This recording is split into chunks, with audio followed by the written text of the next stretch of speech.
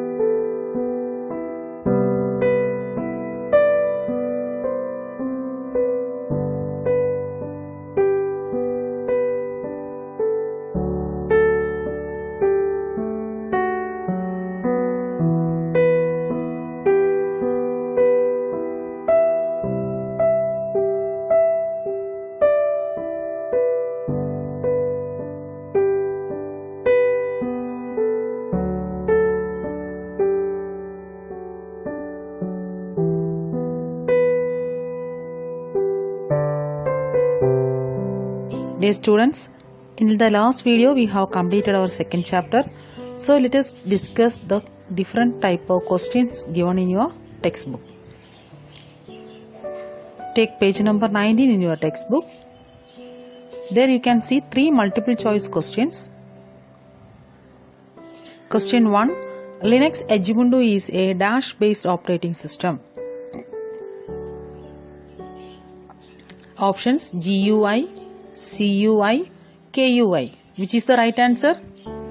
GUI, that is Graphical User Interface. Second question, when you save your work with a name, a dash is created. Options icon, folder, file. What is the right answer? File. Third one, each file in a folder has a dash name. Options same, pet, unique. Do you know that? Each file in a folder has a unique name. Okay, now let us move to page number 22.